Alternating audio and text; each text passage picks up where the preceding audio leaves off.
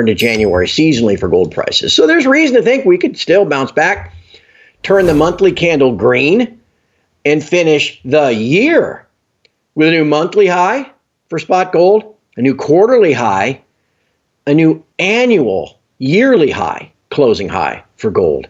The fundamentals being distorted. Oh, you're just saying that you're a conspiracy. That's not true, blah, blah, blah. But it's very easy to see if you go down the silver rabbit hole. Do your research and then make your comments. And in today's episode, two financial experts, Andy Schectman and Craig Hemke, talk about their gold and silver forecasts for the end of the year and the upcoming year. In today's show, Craig talks about a potential surge in gold prices, and Andy focuses on the silver fundamentals as he believes silver will be the trade of the decade. If you're into commodities, this video is for you. Hit the like button, smash the subscribe button, and watch the video to the end so you do not miss our financial experts' take on the precious metals sector. Check the pinned comment if you're thinking about adding Bitcoin to your portfolio to get some very special sign-up bonuses, as Bybit gives you free $20 just for creating an account so you can start trading real crypto today. Enjoy the video. We're into January seasonally for gold prices. So there's reason to think we could still bounce back, turn the monthly candle green, and finish the year with a new monthly high for spot gold, a new quarterly high, a new annual yearly high, closing high for gold. And all of those things combined to turn the generalists onto the sector. I remember when this happened only once before in the 13 years I've been doing this, was at the end of 2010. Gold wrapped up, whether it was New Year's Eve or whatever day it was, on 2010. Gold finished that year, daily, weekly, monthly, quarterly high, higher than it's ever been. And I called it a superfecta, for people that are horse racing fans. And then what happened? The first 8 months of 2011, gold rallied about 25%, as this kind of general rush of funds came in. So let's watch that spot price, that gold price over the next 5 or 6 days, see where we finish up at the end of the year, and that might tell us a lot about where we're going the first half of.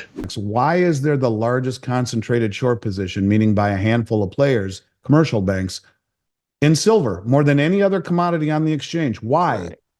And that's a question. Then you work backwards from there. And so I think it's easy to come up with these statements when you look at the reality, but people don't ever look at that reality. And just ask that question. Why is the Silver Institute omitting these things?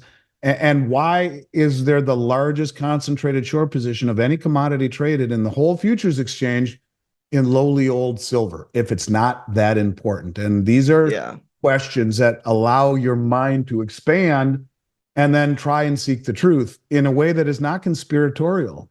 There's a very fine line between conspiracy and reality. And I've learned that in this industry. And I was the guy up on stage at the Agora conference screaming that the markets are being manipulated by J.P. Morgan.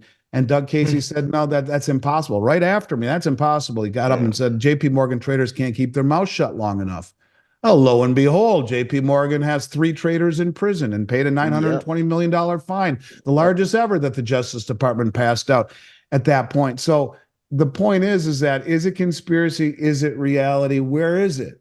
In 2024, experts predict that the price of silver is set to climb once more, though its upward momentum may be curtailed by a global economic slowdown, even as industrial demand remains remarkably high. This phenomenon will likely push up the gold-silver ratio, measuring the relative prices of these historically monetary metals.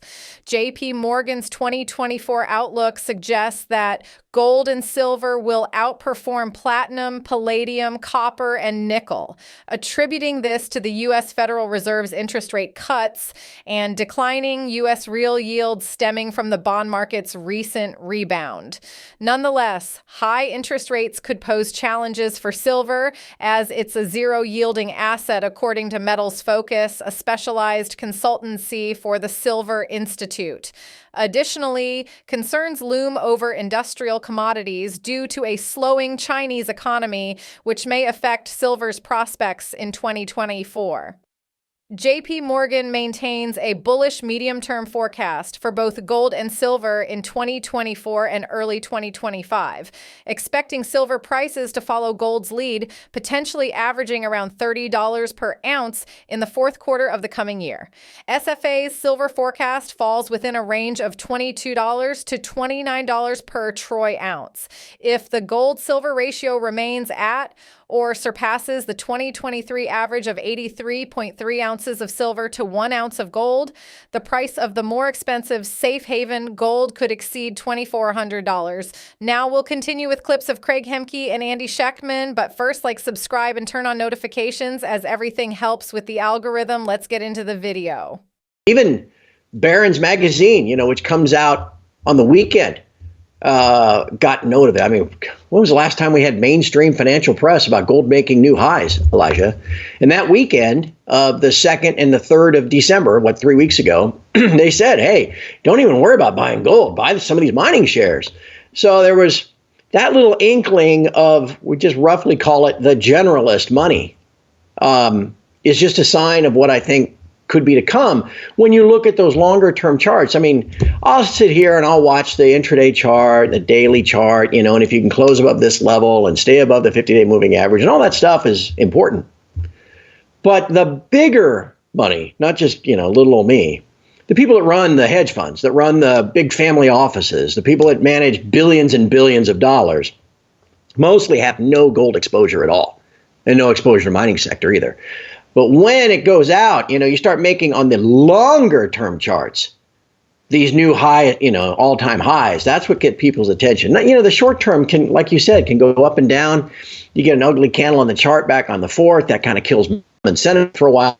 But the longer term stuff is what causes somebody that manages $5 billion to go, look at that gold, man. That's really breaking out. It's been consolidating for 3 years and now it's breaking out. Maybe I ought to take, $10 million, $20 million and allocate it toward gold for the first time. That's the kind of thing. And so that's why, again, let's watch what is the weekly, monthly, quarterly, and annual close that's coming up here in a few days. Yeah. Things are just getting going for silver. And I know it's hard for people maybe to hear that because it's been such a drawn out process, but this is something you have to think in terms of big picture. Yeah. The way that these nations are accumulating silver against the West, using the suppression against them, has to be methodical. It has to be done plotting and drawn out and slowly rather than all at once. So this is one of these deals that will be like this and then bang. There'll be no more silver left to be delivered at these prices. And maybe that is a problem with the COMEX, or maybe that's just a realization that the coffers are empty. And then things change immediately. And then it goes the other direction and it will run to the upside as much as has been held down to the downside, because once it's set free from the shackles of the Western suppression and it's valued for its real utility, I think the upside potential is life-changing. Now, I don't sell gold and silver for these reasons. I don't sell them for profit potential, but I do think that silver is the trade of a generation. I do. It's definitely the trade of the decade. And, I buy it because it's money and it's wealth outside the system, but the fundamentals, both supply and demand, are incredible. What are your thoughts on Craig's prediction? Will be a massive bull rally to end the year in gold? Do you agree with Andy and his prediction of silver being the trade of the decade? Post in the comment section down below your insights on the precious metals sector. Thanks for watching the video to the end, and I see you on the next one.